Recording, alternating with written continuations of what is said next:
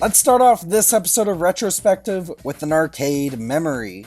Growing up in Houston, I was pretty frequent at a few local arcades. There are obvious ones like Main Event and when it was opened up when I was a teenager, the Game Preserve. But perhaps ironically, the one I spent the most time at, I can't remember the name of for the life of me. This neon-lit fucker was in Deerbrook Mall, near my grandma's house. There are ticket machines and arcade games. Played a lot of stuff there. Daytona USA, Miss Pac-Man, various varieties of pinball, of course. And when I was in the mood for some fast-paced ninja action, there was Strider. Today's subject is a game that series really goes far deeper than I ever would have believed, having been until learning of Strider 2 on PS1 years later, a game that I thought was a one-off. Oh, and speaking of that same arcade, it also had slot machines where you could play for tokens, which could then in turn be exchanged for tickets. Goodness, I love child gambling. You see, it was both a gaming arcade and a ticket arcade, and I once struck the jackpot in one of those things and won myself a giant rainbow stuffed dragon. Few things are as intoxicating as that rush you get when you're a kid, when you take a big swath of arcade tickets up to the counter, pour in a thing on the top shelf, and say, "Gimme that one." Funny enough, I was visiting Houston a while back and took most of the games I had in storage down there to a game shop called Player One Games. It's near the NASA Space Center. Cool place. And shockingly, all those weird random Wii and Xbox 360 games that they said they really wouldn't be able to give me any if much cash at all for, brought in a bucket load of store credit. So with that same childlike energy I had at the ticket arcade, I looked at the row of neatly displayed high-dollar PlayStation 1 games, pouring at this minty copy of Strider 2, one of the best games you've likely never played, and looked at the previously daunting $190 price tag. I smirked at the clerk as I said, "Gimme that one." Oh, can y'all tell I'm filming this with a cold? And before anyone asks, yeah, I filmed this B-roll at G Next Level's house. Beat Strider 2 while I was there too, trading off the controller every so often with our buddies Triple S and Winged Vox. Good times. Made me forget the world is still playing on funky mode for a bit. And before we go on into the video proper, this episode of Retrospective was made possible in part by PCBWay.com. PCBWay is your one-stop shop for anything PCB related, but that's not all that they do. CNC machining, sheet metal fabrication, 3D printing, and even injection services are all available at reasonable rates to help you breathe life into your projects. Follow the link in the description below to get an instant quote now, and even check out their community section where you can see boards created by their ever-growing community of users. And if you're a fan of anything Maker, then why not check out the PCBWay Christmas sale? Collect up to 9 different coupons from different amounts, first come first serve, and get up to 92% off on your order. Thank you again PCBWay for making this video possible, and now we must not only answer what Strider is, but who he is. And also, there's only 2 numbered games, technically, so why is this video called the Strider Trilogy? To start, the series itself was created by Capcom, partially. The original quote-unquote game is actually technically 2 games in the manga, the latter created by Studio Moto Kikaku. As for the original NES and arcade games, which came out around the same time, they're actually 2 completely different titles that just so happen to feature the same character. If there's anyone who could really be called the father of Strider, it'd be this guy, Koichi Yatsui. What an absolute fucking lad. So let's start by talking about the CPS-1 arcade version from 1989. Goodness, I can almost hear an arcade joystick clicking just looking at it. For this gameplay though, the version I played was the PlayStation 1 port, which came bundled with Strider 2. We'll get to why that's special in a bit. So Strider Arcade is set in the dystopian year of 2048, where a mysterious dictator known only as the Grand Master rules the world with an iron fist.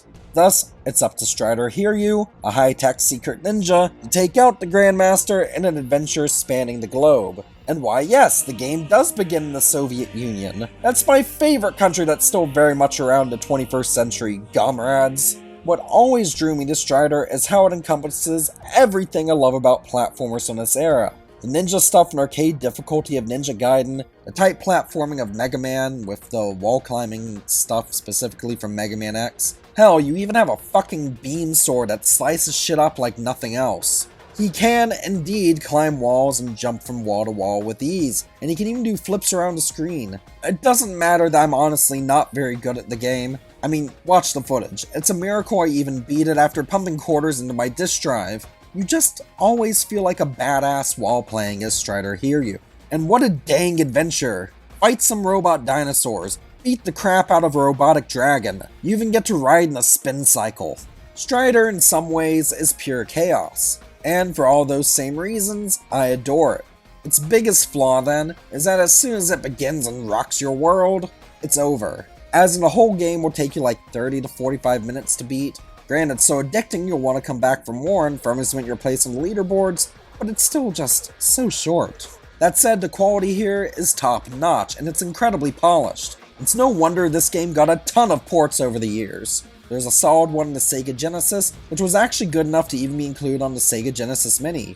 Oh, and there's also a truly terrible one for the PC Engine CD, that at the very least has a rocking soundtrack. But what about that NES game? Well, NES Strider is just plain weird. First off, though the arcade game had some awesome cutscenes in between each stage, Strider on NES is way more story and dialogue heavy.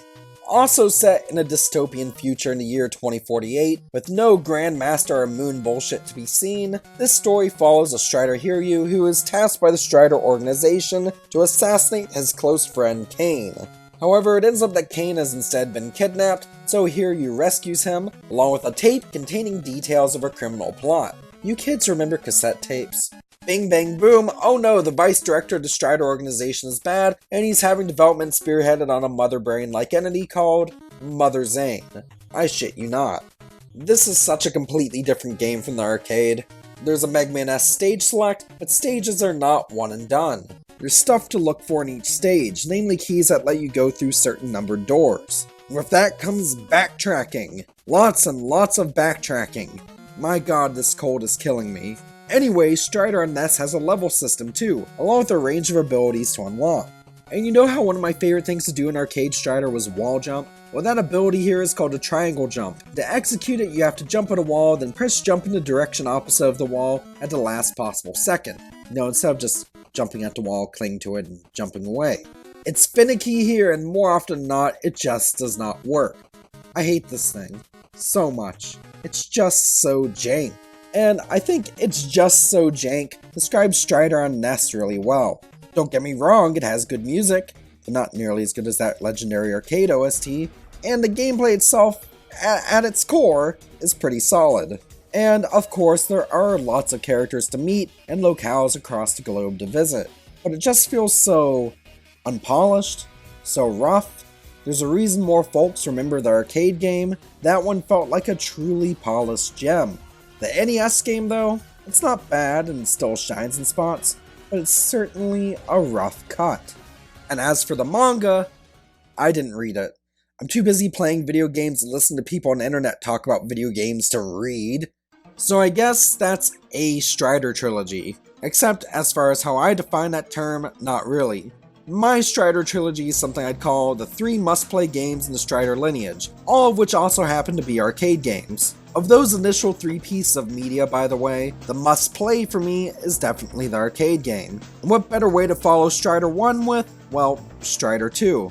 Except, small issue there. There's 2 different games called Strider 2. Technically, the first of them was called Journey from Darkness Strider Returns in America, or as we call it in Canada, Bad. This one is so weird even from a publishing standpoint. It was originally made for computers in Europe like the ZX Spectrum by US Gold, under license from Capcom. And yes, that's a British publishing company called US Gold. This entry in this Japanese series was published by a British company named after the States. Then it was ported to the Sega Genesis, and that version actually did see release in the States. They really didn't even try with this new naming scheme over here. G's cartridge of Strider 2 on Genesis has a slightly ripped label, and you can see if you look closely that they literally just slapped this over the original European label. And this level of high quality craftsmanship applies to the whole game. I'm not even going to bother with the story. Strider Hiryu has a robot form now and most of his abilities from the arcade, but he just feels so imprecise. He has to do his twirly jump basically every time you hit the jump button, and the game just runs too damn slow. I only played through a couple of stages here because it felt so sluggish and just boring. It's not even frustrating. I just sat down, would begin to play, and would just, after 10 or 15 minutes or so, feel myself begin to crave playing pretty much literally anything else. And as I always say, if there's one thing worse than a bad game, it's a boring game. By that metric, quite frankly, this Strider 2 is one of the worst games on the Sega Genesis and should be passed up in favor of the much better Strider 2 on PS1, the one that, was actually made by Capcom. And let me tell you, I'd wanted a copy of this forever, at least ever since I learned that it existed. But it's such a sought-after, hard-to-find title. That's such a shame too, because it's so dang good. Just look at this art style. 2D sprites on fully 3D backgrounds, complete with both new challenges, some shinobi-esque ninja magic, and a bunch of random camera angle shifts that give it a really action-y charm. It feels more like a title from the retro revival that started during the Xbox 360 and PS3 generations, but perhaps not as cheap as a lot of those titles felt. That's actually really funny too, as there is a Strider game simply called Strider that exists for those platforms and that came out during that era. Admittedly though, I didn't have a chance to play that while mooching off G's house, so I guess I'll have to come back and do a video on it sometime. I've heard good things though. But anyways, I'm getting ahead of myself. What's the story in Strider 2 PS1? Well, 2,000 years after the Grand Master is kicked to the curb in the first game, he mysteriously returns to Earth, and this time, he's pissed. So it's up to you, again, as Strider Hiryu to defeat him. But this is not the original Strider Hiryu. This time, you're a new age Strider bearing the name of the ancient hero who, according to Capcom themselves, is a straight up clone of the original. And most of the other Striders get killed by the Grand Master, so the fate of the world is truly in your hands this time. The first time I sat down with Strider 2, I was hooked within minutes. It reminded me of the first time I sat down to play Mega Man X4, another of my favorite PlayStation 1 titles. It's so fast-paced, action-y, addictive, buttery smooth, replayable. Sure, like the original, it can be beaten like 30 to 45 minutes and only has 5 stages, but I just don't care. I want to come back and play it again and again and again.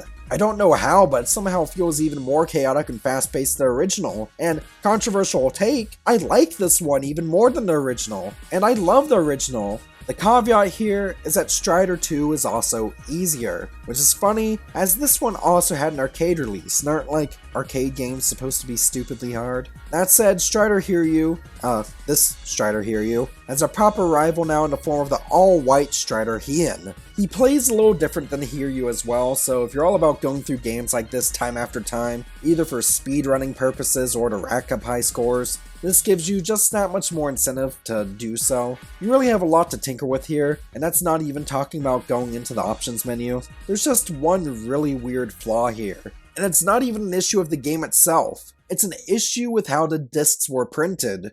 On the whole, Capcom did a mostly good job with this package. The manual is nice and glossy, Strider 1 comes on a separate disc, and they somehow managed to fit 2 discs in a regular-sized PS1 case. I just want to know how, oh god, how, and why then, did they manage to get Strider 2 put onto the Strider 1 disc, and Strider 1 put onto the Strider 2 disc? Is it bad that this mess up is part of why I wanted a physical copy of this game so badly? Like, it's so dumb, silly, and weird.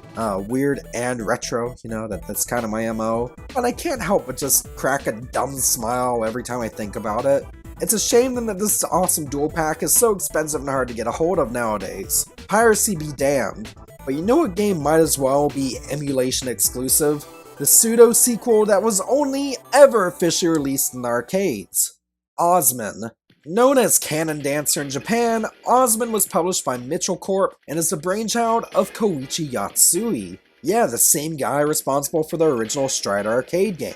A bunch of ex-Capcom staff worked on this one apparently. Something happened there that pissed them all off to make them leave, and it's been said that the barely coherent fever dream of a plot here is a commentary on Yatsui's final months at Capcom. Anyways, released in 1996, 3 years before the official Strider 2, this was intended by Yatsui as the spiritual successor to Strider. And it shows! It's set in a neon-lit generic Middle Eastern setting where you play as a Strider-esque agent named Kieran. You're tasked to rid the world of a terrorist death cult called Slaver, and you take them on with the same kick-flipping wall-climbing action as Strider. That said, unlike Strider Hiryu, Kieran fights with his bare fists. There are 6 total stages in the game, and like the Strider titles, it can be beaten in roughly half an hour if you know what you're doing. The odd thing is that, though certainly more polished than, say, Strider on the NES, it doesn't feel nearly as clean as the arcade game or Strider 2 PS1.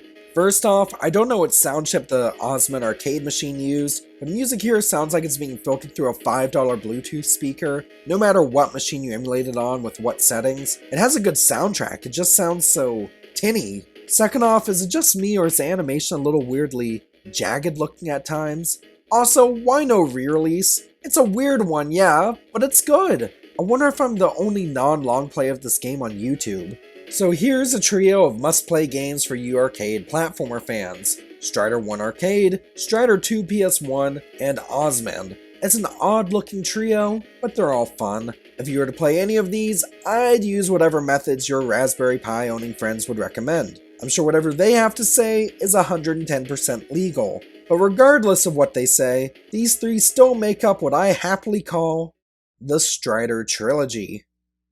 Anyways, on that note, did you enjoy this vid? Maybe back me for as low as $1 a month by becoming a Patreon patron or YouTube channel member, and join all the folks you see on screen right here. I'm actually settling into my new home with my husband right now, and I'm starting a new chapter of my life, thanks in part to a GoFundMe I had that helped us cover moving expenses. So I feel like content is finally going to be out more regularly again. It's honestly really relieving. But before I go on to work on more stuff, I want to know from you, what's your favorite arcade game of all time?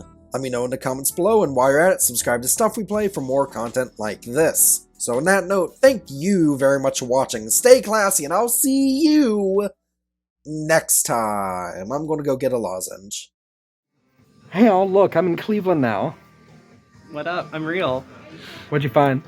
I found the strangest DVD I've ever found here, and I'm so curious. I just need to know, because I've never heard of this show. And hey, that's me. I'm really gay. I need to know. It's only $4. Meanwhile, Xander's trying to convince me to buy Mac and Me. But you should.